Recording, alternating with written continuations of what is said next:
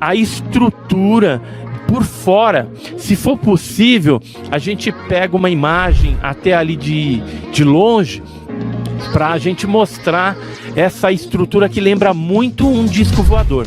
Na entrada aqui do memorial do ET, a gente tá vendo o Vittorio Pacatini tá ali, aqui.